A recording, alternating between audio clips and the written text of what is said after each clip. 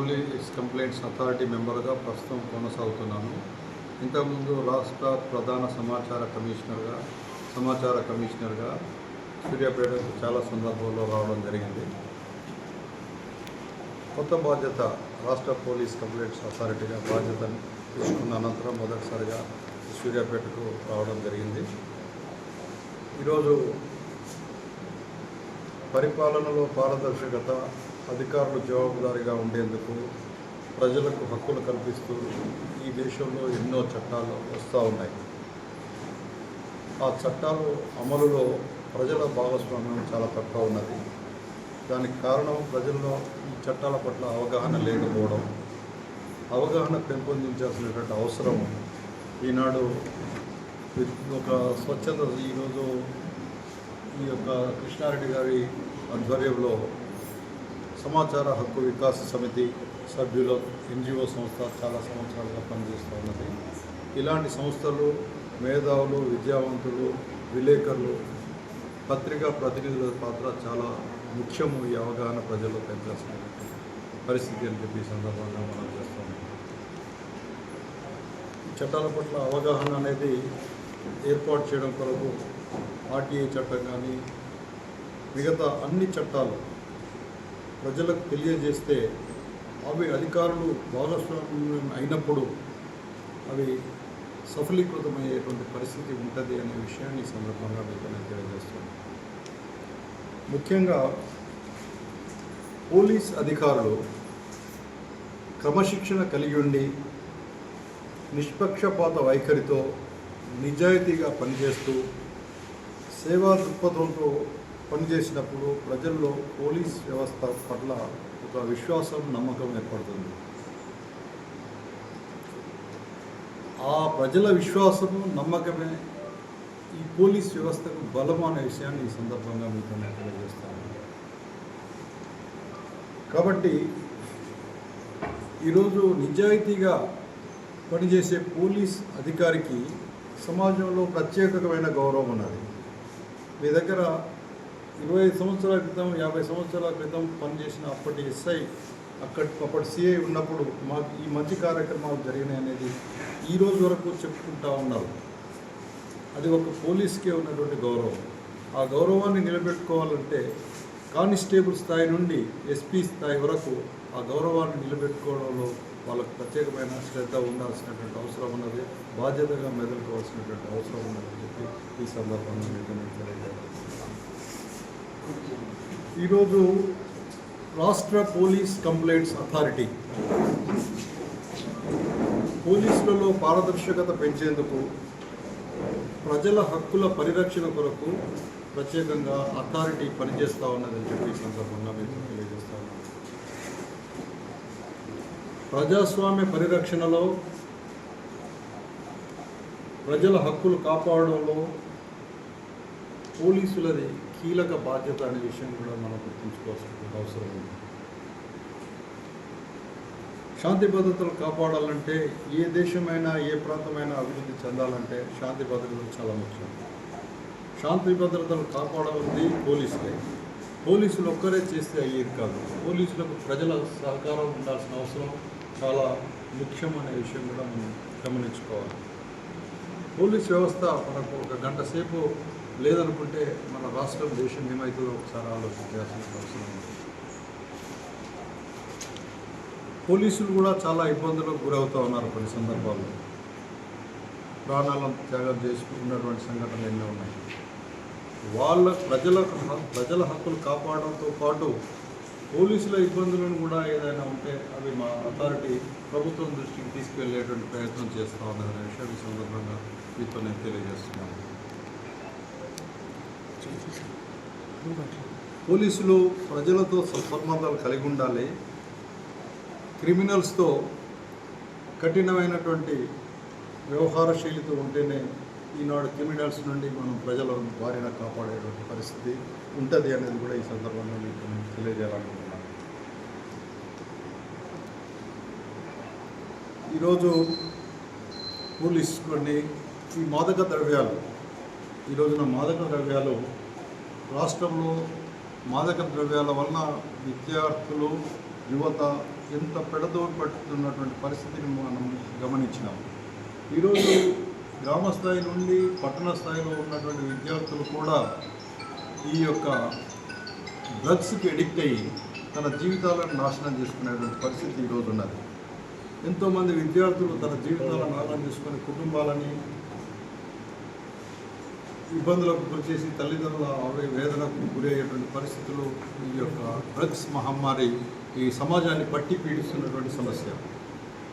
ఈ సమస్యని మనము ఒక్క పోలీస్ యంత్రాంగమే, పోలీసులు మనం చూస్తూ ఉన్నాం. పోలీసులు రాష్ట్ర వ్యాప్తంగా హైదరాబాద్లో పర్టికులర్లీ మాదక ద్రవ్యాల నిరోధించడానికి వాళ్ళ కృషి చాలా అమోఘంగా చేస్తున్నటువంటి మాట వాస్తవం. ప్రస్తుత డీజీపీ సివి ఆనంద్ గారు అప్పుడు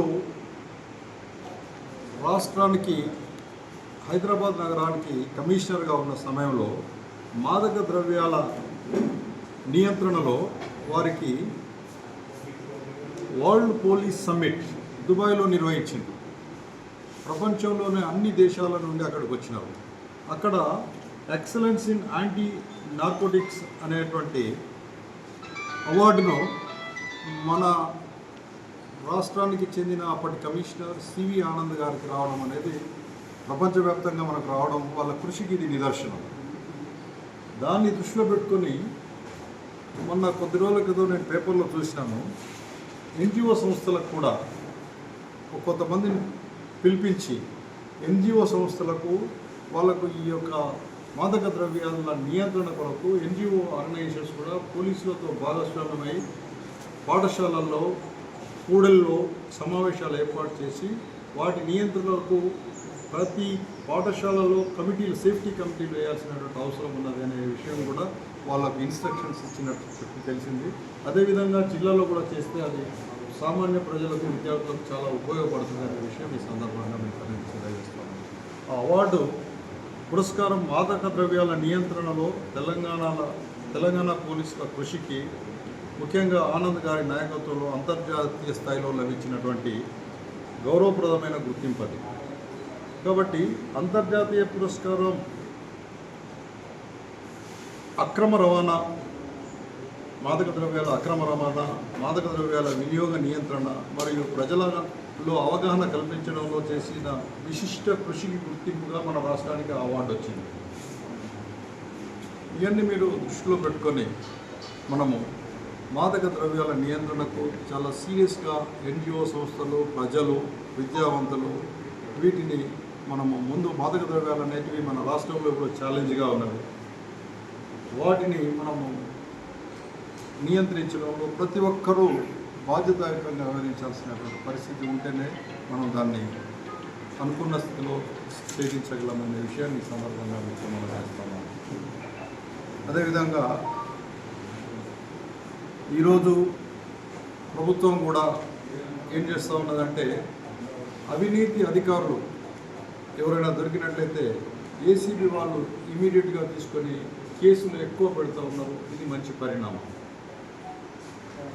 అవినీతి కలిగినటువంటి అధికారులు ఉంటే వాళ్ళని బదిలీ చేస్తున్నటువంటి సంఘటనలు కూడా మనం పత్రికలలో చూస్తూ ఉన్నాము. అది కూడా మంచిది. ఎవరైతే మంచి క్రమశిక్షణ కలిగినటువంటి అధికారులు ఉన్నారో వాళ్ళని విశిష్టమైనటువంటి మంచి పొజిషన్లలో నియమిస్తూ ఉన్నారు. అది కూడా మంచి శుభ పరిణామం. దాని ద్వారా సుపరిపాలన ప్రజలకు అందేటువంటి అవకాశం ఉన్నది. పరిపాలనలో పారదర్శకత పెంచే అవకాశం కూడా ఉన్నది.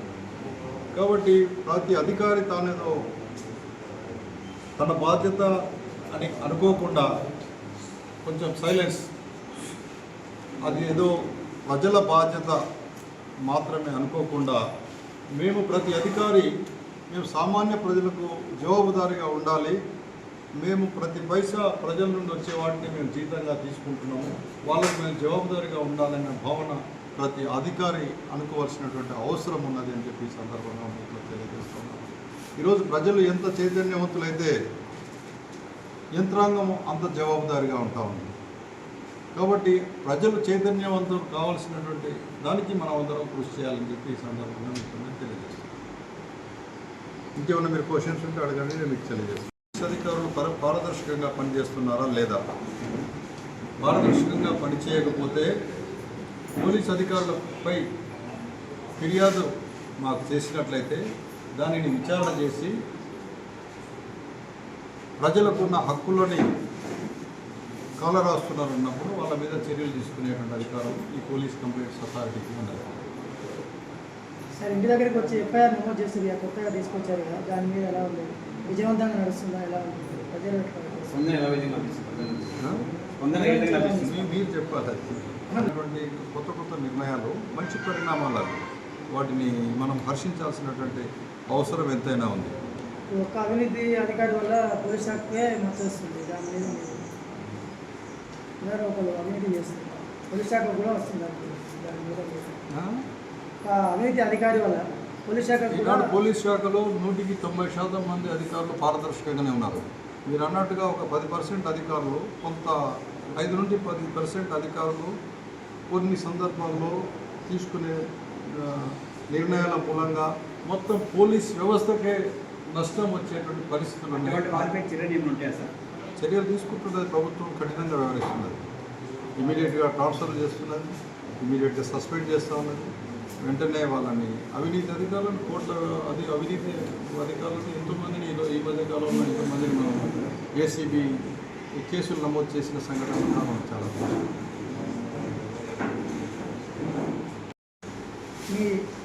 మీ సంస్థ ద్వారా ప్రజలకు ఇచ్చే భరోసా, వాళ్ళ పరిరక్షణ కొరకు మా సంస్థ కృషి చేస్తుంది. ప్రజల హక్కుల పరిరక్షణ కొరకు కృషి చేస్తాం.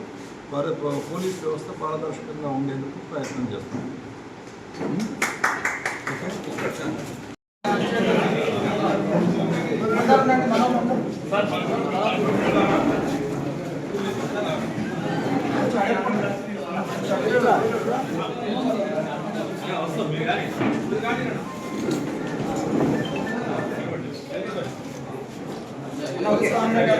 సెలవుగడ ఇచ్చేసిన సందర్భంగా సమాచార వికాస్ సమితి సభ్యులు వారికి చిరు సన్మానం స్వాగతం చెప్పడం జరిగింది.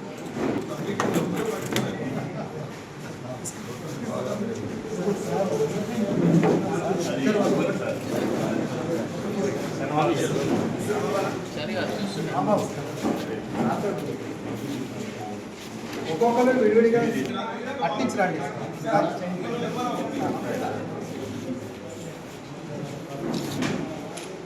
సన్మానం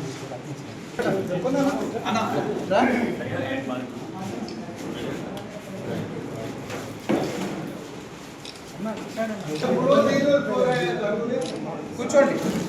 శేఖర్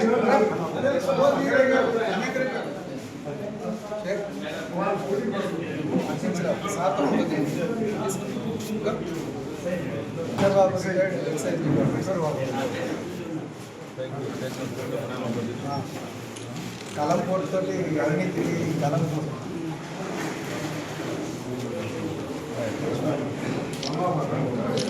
వస్తాగా 1 by 1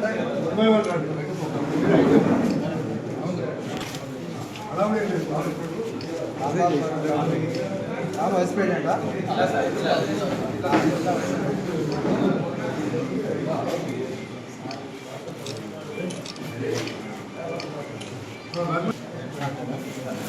ఉన్నారు సార్.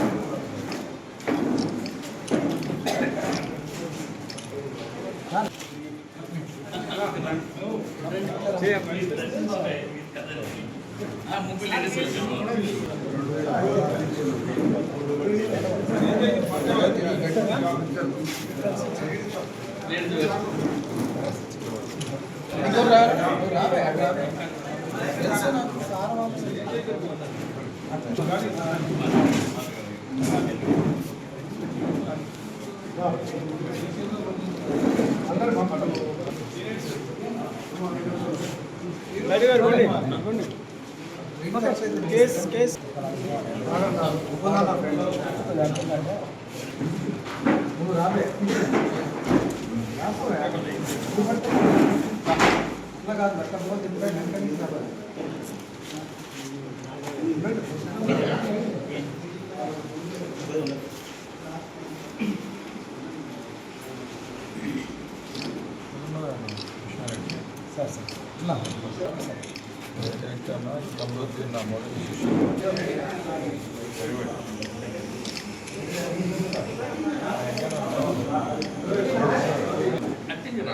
ముగ్గురున్నారు సార్ వాళ్ళు. ఓకే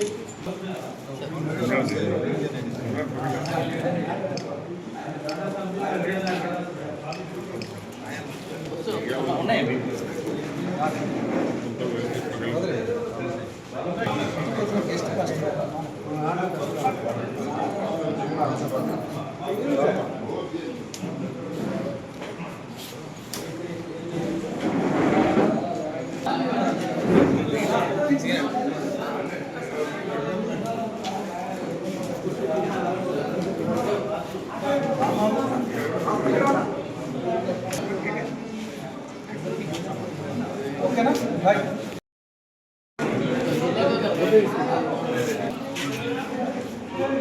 మేడం మీరు రండి, మీరు ఒక్కరు రండి.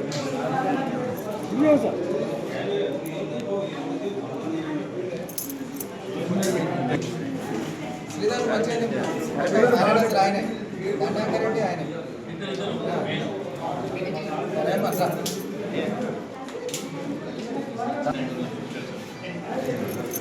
Tailor sir, famous tailor.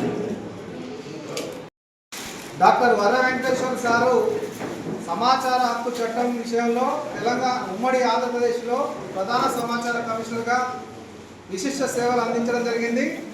అదేవిధంగా సమాచార హక్కు వికాస సమితి ఏర్పాటు దశలో మనకు పూర్తి మార్గదర్శనం చేసి సమాచార హక్కు వికాస సమితిని ఏర్పాటుకు మాకు సహకరించడం జరిగింది. గత 10 సంవత్సరాలుగా సమాచార హక్కు వికాస సమితి రాష్ట్రంలో పనిచేస్తున్న క్రమంలో కూడా వారు ఎప్పటికప్పుడు మనకు సలహాలు సూచనలు అందిస్తూ వారు మనకు వెన్నుదన్నుగా ఉన్నారు, గురువుగా ఉన్నారు. కాబట్టి సందర్భంగా వారిని చిరు సన్మానం చేయడం జరిగింది. ఉన్నప్పుడు కానీ పోలీస్ కంప్లైంట్ అథారిటీ సభ్యులుగా ఇప్పుడు విధులు నిర్వహిస్తున్న క్రమంలో వారిని మనం కోరేది ఒకటే, పోలీస్ కంప్లైంట్ అథారిటీ చేసే పని విధానం ఏంటి, ప్రజలకు ఏ విధమైన సేవలు అందిస్తుంది, వారిని సంప్రదించే విధానం విషయంలో కానీ అదేవిధంగా హక్కుల అమలులో పూర్తి స్థాయిలో అవగాహన కలిగే విధంగా వారిని కోరడం జరిగింది. వారికి వినతి పత్రం ఇవ్వడం జరిగింది.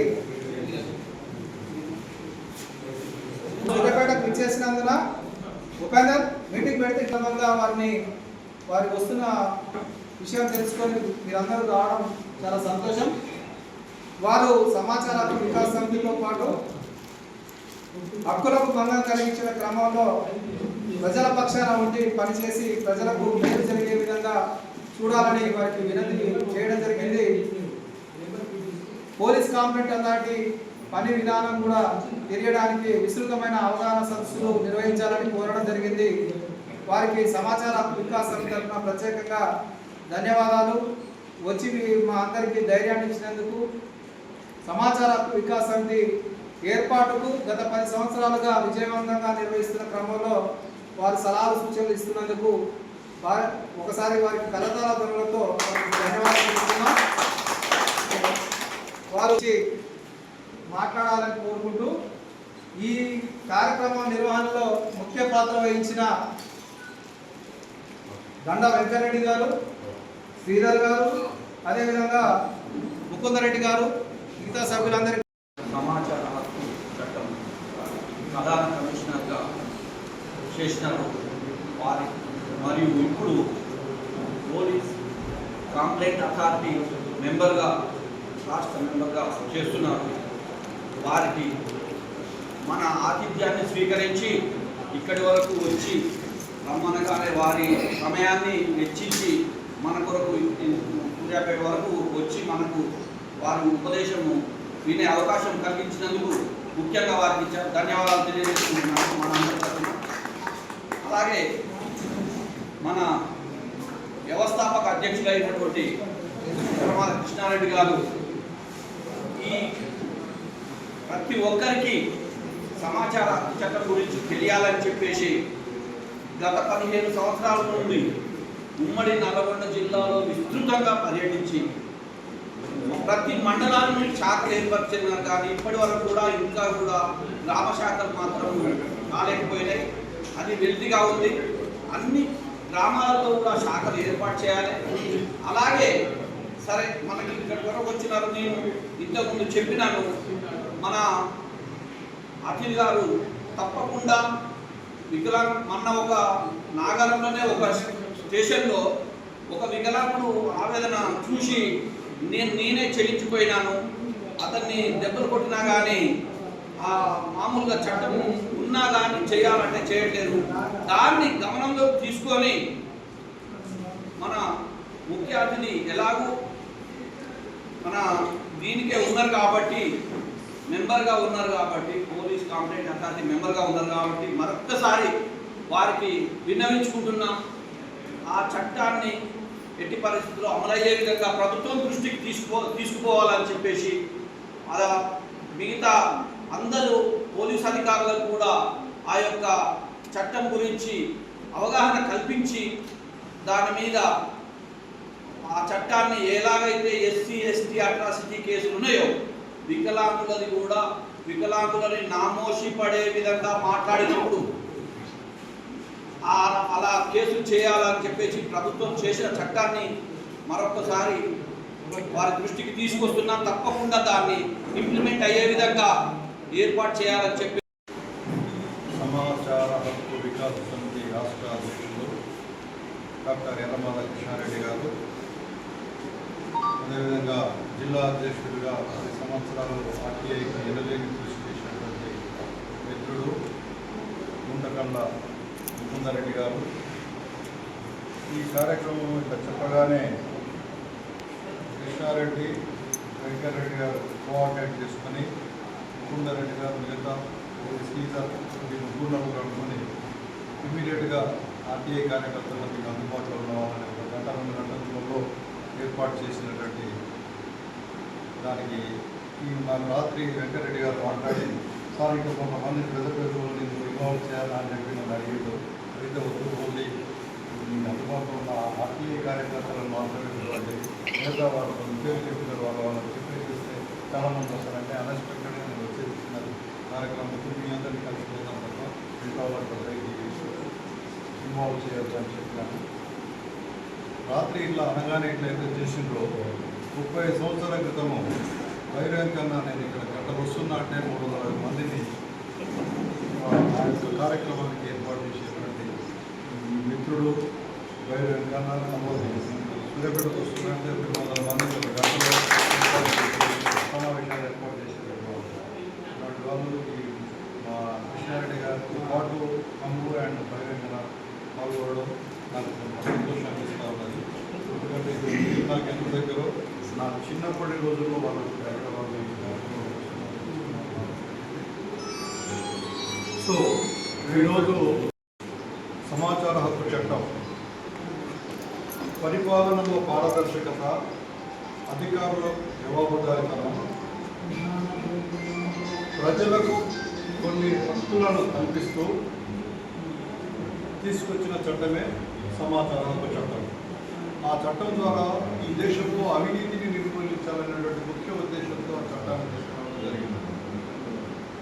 ఈ చట్టం రాకముందు అవినీతి చాలా ఎక్కువ ఉండేది. ప్రజలు అడిగేవాళ్ళు కాదు, అడిగే వాళ్ళ మీద సీక్రసీ యాక్ట్ పేరు మీద మమ్మల్ని ప్రశ్నిస్తున్నారని తప్పుడు కేసులు పెట్టినటువంటి సంఘటనలు ఎన్నో ఉన్నాయని చెప్పే సందర్భంగా ఈనాడు విలేకరులనే ఆ రోజున ఏదైనా వాళ్ళు రాస్తే వాళ్ళని బ్లాక్మెయిలర్స్గా చిత్రీకరించే ప్రయత్నం చేసి వాళ్ళ మీద దాడులు చేశారు. ఈరోజు ఆర్టీఐ కార్యకర్తలకు అదే పరిస్థితి కొన్ని సందర్భాల్లో గమనిస్తూ ఉన్నాము. మంచి పరిణామం కాదు. ఆర్టీఐని బ్లాక్మెయిల్ అనే పేరుతో కొంతమంది సంబోధిస్తూ ఉన్నారు. ఆ బ్లాక్మెయిల్ అనేటువంటి వ్యక్తులని మీద చర్యలు తీసుకోవాల్సిన అవసరం ఎంతైనా ఉంది. ఈ బ్లాక్మెయిల్ చట్టం ఏమి చెప్తుంది అంటే ఈ యొక్క ఏ కార్యక్రమంలోనైనా పారదర్శకత లోపిస్తే 140 కోట్ల మంది ప్రజలు ఆ యొక్క వర్క్ని కానీ ఆ కార్యాలయంలో జరుగుతున్న ప్రతి పనిని వీళ్ళు చూసి దాంట్లో తప్పులు జరిగితే ఆ తప్పులను వెలికితీసి పై అధికారులకు తెలియజేసి సంబంధిత కోర్టులు కూడా వెళ్ళి మీరు చర్యలు తీసుకోవాలి, మీ ద్వారానే ఈ దేశంలో అవినీతిని నిర్మూలించగలుగుతున్నటువంటి చట్టం తెచ్చింది. ఈ చట్టాన్ని కొన్ని సందర్భాల్లో కొంతమంది అధికారులకు ఇబ్బందులు జరగవచ్చు. ఇబ్బందులు జరిగినంత మాత్రాన వాళ్ళు చేయలేని పనులలో ప్రజలని బ్లాక్మెయిలర్స్గా చిత్రీకరించి తప్పించుకోవాలనే ప్రయత్నం చేయడం సబబు కాదు. మహాత్మా గాంధీ గారు స్వాతంత్రం వచ్చిన తొలి రోజుల్లో ఏమన్నాడంటే, ప్రధాని అందరూ తమ బాధ్యతలు తీసుకున్నాక ఈయన మాట్లాడుతూ ఏదో మనము తెల్లవాళ్ళని పాడదోళ్ళం మనం అధికారం చేపట్టినటువంటి నిజమైన స్వాతంత్రం కాదు, మీ యొక్క అధికార దుర్వినియోగాన్ని సామాన్య ప్రజలు ప్రశ్నించిన రోజే నిజమైన స్వాతంత్రం ఈ దేశానికి వచ్చినట్టు అన్నారు. ఆ మాట ఆయన కళలు నిజమయ్యేది ఈ చట్టం వచ్చిన తర్వాతనే అక్టోబర్ 12, 2005 అనే విషయాన్ని ఈ సందర్భంగా అప్పటి నుండి అవినీతి ఎవరూ నిర్మూలించలేకపోయినారు.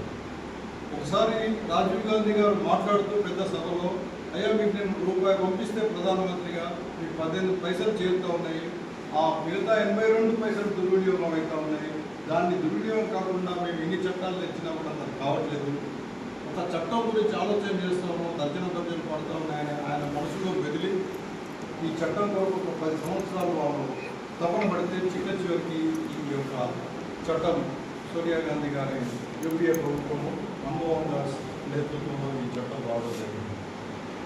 ఈ చట్టం వచ్చిన మొదటిసారి అబుల్ కలాం గారు మాట్లాడుతూ ఏమన్నాడంటే, మేము ఇన్ని సంవత్సరాలు ఎన్ని చట్టాలను తెచ్చినా కూడా అవినీతిని నిర్మూలించలేకపోయినాం, ఈ చట్టాన్ని మీ చేతిలో పెడితేనే ఈ దేశం అవినీతి రహిత సమాజం ఏర్పడుతుందని ప్రతి ఒక్కరికి ఎమ్మెల్యేకు ఎంపీగా ఉన్నటువంటి హక్కులు కలిగినటువంటి చట్టాన్ని సామాన్య ప్రజలకు అందజేస్తూ ఉన్నాము. వీటి ద్వారా అయితే మాత్రమే ఈ దేశంలో మనకు అవినీతి నిర్మూలించబడుతుంది, అందుకే మీ చేతిలో ఈ చట్టాన్ని పెడుతున్నాము అని చెప్పి వారు చెప్పింది.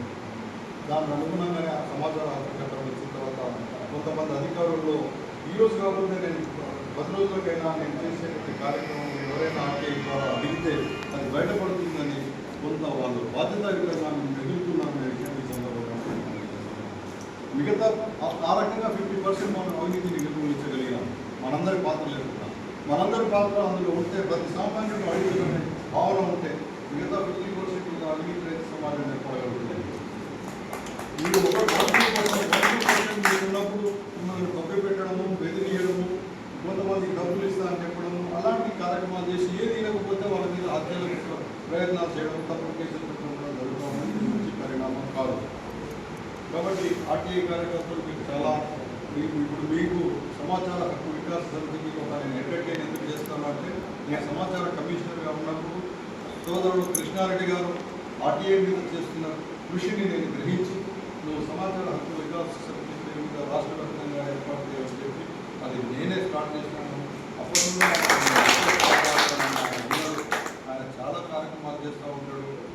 వీళ్ళంతా ఎవరు ఇక్కడ డబ్బులు ఇంకేదో చేసేవాళ్ళు కాదు, మీ సొంత జేబులో నుండి డబ్బులు ఖర్చు పెట్టుకుని ఆర్టీఐని ప్రజల్లోకి తీసుకుపోయేందుకు కృషి చేస్తున్నారు. కాబట్టి మీకు నేను అండగా ఉండడం జరుగుతుంది. ఈ అవకాశం అందరూ ఇంకా ఒకటి మీకు తెలియజేయాల్సింది ఏంటంటే, పోలీస్ కంప్లైంట్స్ అధికారిగా, పోలీస్ కంప్లైంట్స్ అథారిటీ సభ్యులుగా నేను మీకు తెలియజేసేది ఏమంటే, ఈరోజు పోలీసులు వారు ఎవరైతే క్రమశిక్షణతో, నిష్పక్షపాత వైఖరితో, నిజాయితీతో, సేవా దృక్పథంతో పనిచేస్తూ ఉన్నారో వాళ్ళు ప్రజల యొక్క విశ్వాసాన్ని పొందబోతున్నారు. ఆ ప్రజల విశ్వాసం, నమ్మకమే ఈ పోలీసుల యొక్క పనికి బలం అనే విషయాన్ని ఈ సందర్భంగా మీకు తెలియజేస్తున్నాను. పోలీసులు శాంతి భద్రతలు కాపాడడంలో ప్రముఖ పాత్ర పోషిస్తూ ఉన్నారు. ఆ శాంతి భద్రతలు వాళ్ళ మీదనే వదిలిపెట్టకుండా చట్టాలను అర్థం చేసుకుని ప్రజలు పోలీసులకు సహకరించాల్సినటువంటి అవసరం ఎంతైనా ఉందని ఈ సందర్భంగా మీకు తెలియజేస్తూ, పోలీస్ కంప్లైంట్స్ అథారిటీ పోలీసులు పారదర్శకంగా వ్యవహరించేందుకు, ప్రజల హక్కుల పరిరక్షణకు అథారిటీ కృషి చేస్తూ ఉందని చెప్పి ఈ సందర్భంగా తెలియజేస్తున్నాను.